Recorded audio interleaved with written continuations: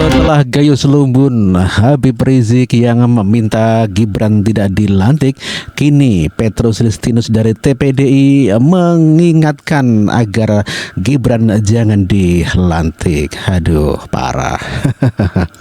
Karena petitum kami semula adalah mencoret putusan KPU, kami rubah dengan tidak melantik. Penegasan aja Pak untuk Komisi 2 Pak, ekspektasi untuk partai tergugat akan penegasan aja untuk kedepannya. Kami minta hakim sebagai negarawan yang baik di bidang hukum memandang semua permohonan masyarakat termasuk kami dengan asas hukum yang tepat. Kenapa? Itulah Gayus Lumbun yang meminta Gibran jangan dilantik. Demikian juga dengan Habib Rizik yang meminta Gibran jangan dilantik, yang memprovokatori Prabowo Subianto. Tidak perlu saudara, Prabowo silakan dilantik, nanti wakilnya bisa dipilih oleh MPR, saudara.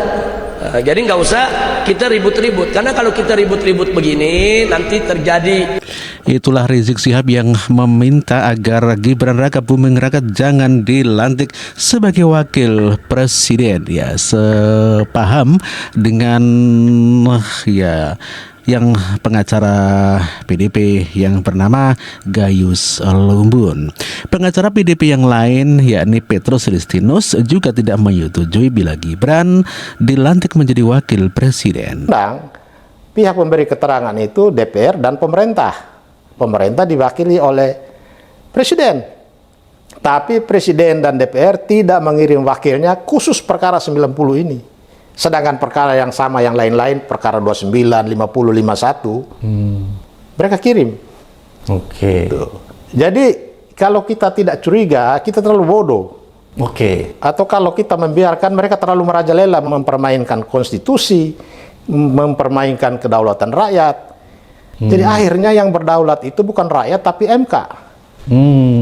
Kita lihat kalau kemarin diungkap begitu banyak pelanggaran, begitu banyak bukti-bukti mengenai perkara ini, itu kita lihat lama-lama pemilu sebagai sarana kedaulatan rakyat ini hanya sekedar formalitas. Sandiwara ya? Sandiwara, karena yang berdaulat itu 9 orang di Mahkamah Konstitusi.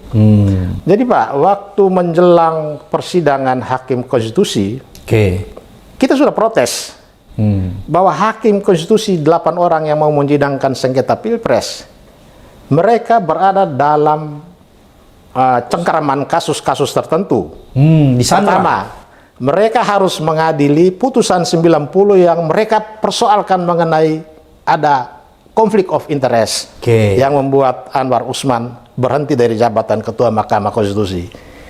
Jadi kalau 8 hakim konstitusi yang putusannya bermasalah itu kemudian mereka harus mengadili salah satu objeknya itu putusan 90, mereka itu tidak bebas. Kemudian dalam waktu yang bersamaan Anwar Usman menggugat keterpilihan Ketua Mahkamah Konstitusi yang hasil dari pilihan 7 hakim konstitusi yang lain atau 8 hakim konstitusi. Jadi sebetulnya 8 hakim konstitusi ketika menyidangkan sengketa Pilpres ini mereka dalam keadaan tidak bebas. Sedangkan konstitusi menyatakan mereka harus bebas dari segala macam pengaruh dalam bentuk apapun. Jadi menurut saya kalaupun putusan ini dinyatakan final dan mengikat, tetapi dia tidak layak dieksekusi. Ya, kita sedang mempersiapkan surat ke MPR supaya ini jangan dilantik oleh MPR, setidak-tidaknya Gibran. Itu salah satu agenda yang kita siapkan.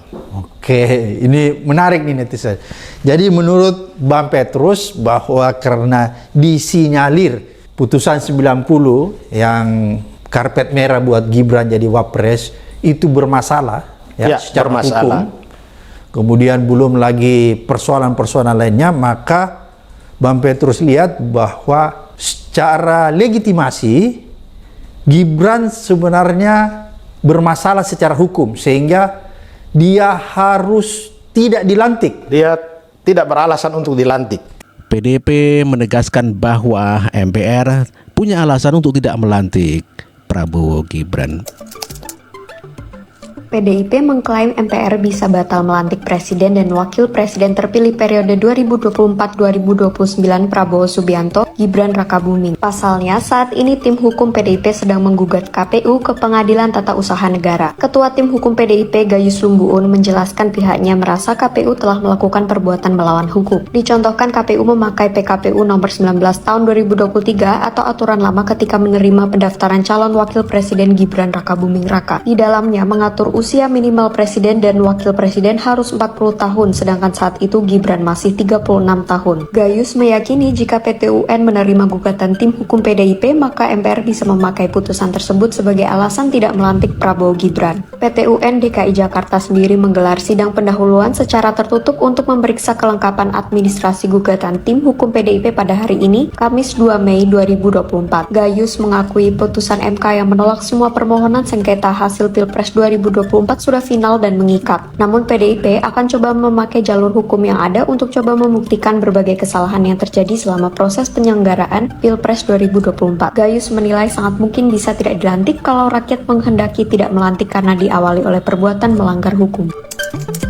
Itulah berita mengenai bahwa Gayus Lumbuun yang merupakan pengacara dari PDIP yang sekarang mengajukan gugatan ke PT UN berharap agar MPR tidak melantik Gibran Prabowo atau Prabowo Gibran maksud saya.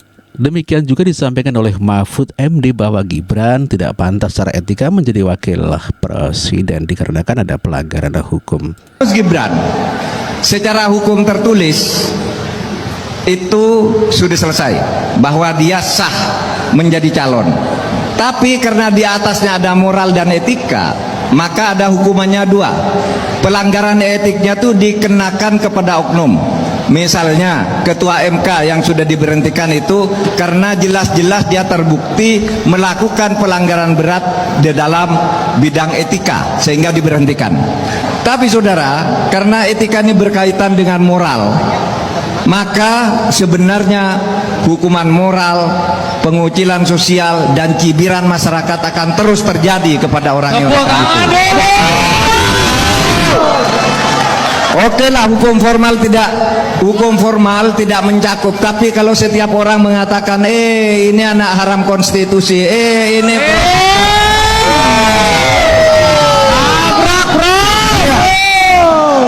itu kan hukuman sosial di tengah masyarakat. Hukuman moral juga, Anda tidak sah gitu, Anda karena pertolongan angkel paman, karena Anda ini merekayasa hukum.